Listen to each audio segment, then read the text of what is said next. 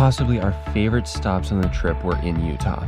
Between the desert rock, mountain biking, and the overall atmosphere of the area, this is definitely a place to come back to. After another full day of driving from Wyoming, we crashed on the Utah-Colorado border just outside Moab and Arches National Park. Our first stop was Balanced Rock. It was a cool short little hike around the rock formation and back. Next, we went to the Double Arch. This was a much more popular hike, so we had to wait a bit for parking, but eventually squeezed our way in.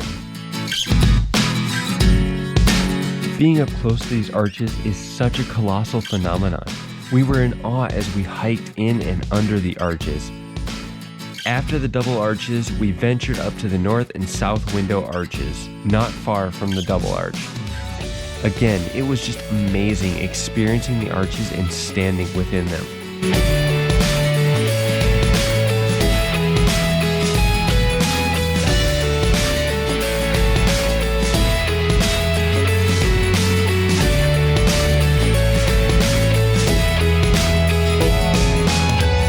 It was time to keep moving. The park was busy, so unfortunately we didn't make it up to the more famous attractions. However, it was time to try some of the area's other popular activity, mountain biking. Moab, Utah is very famous for its mountain biking trails in this desert environment. These trails were amazing, unlike anything we had ever ridden before. Of course, you need to make sure to have plenty of water. It got extremely hot and we were exerting a lot of energy.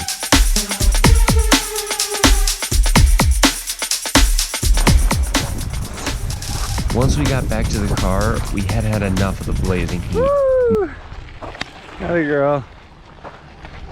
Next up, Bryce Canyon. This park was unlike anything we had ever seen. The colors, the landscape, the heat, it was just amazing.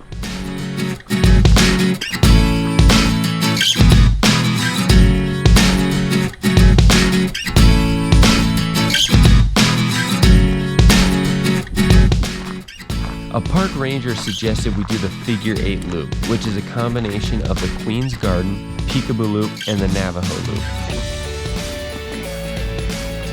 It added up to be about a 6-mile loop, which isn't too bad, but there is a ton of elevation change.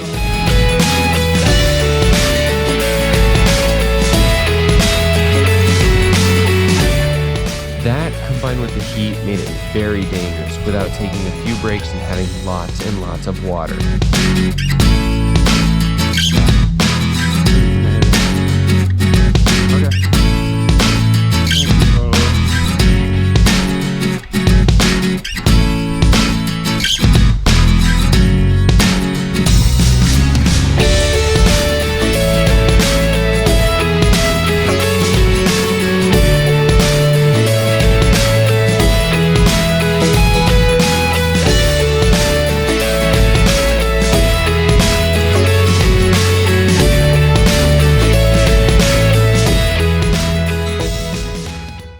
Time for our top stop in Utah, Zion Park.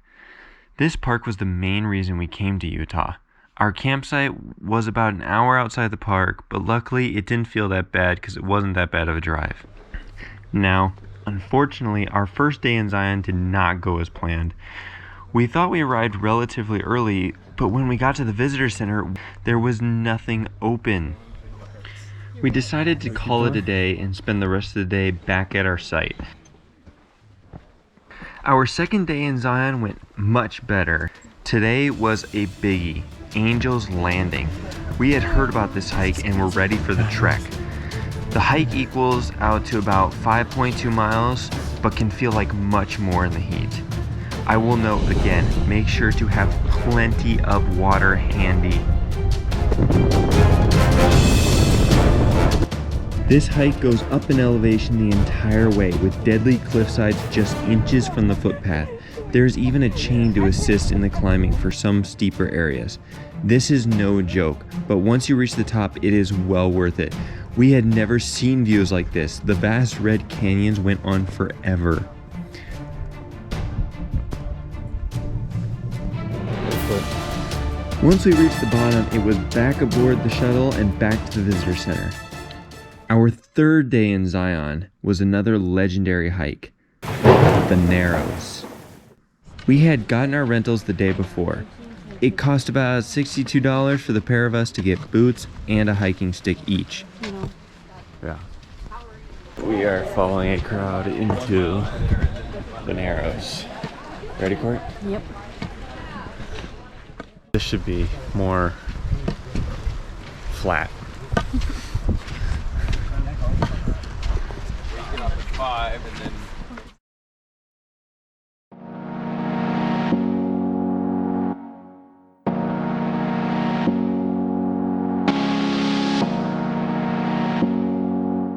The Narrows is basically a canyon hike. You are trudging through water and rocks the whole way, so having water boots and a hiking stick for balance was extremely helpful.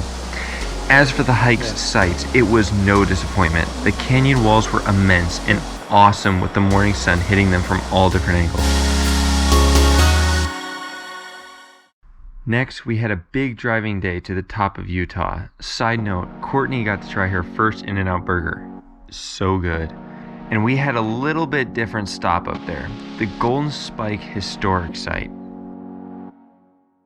We watched a fascinating short film on the railroad creation and made our way out back where the engines were sitting face to face just as they did when they met.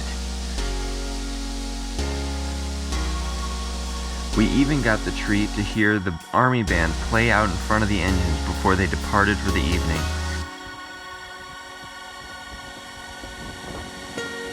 Sadly, this was our final stop in this great state, but next we had one of our favorites coming up in beautiful Montana.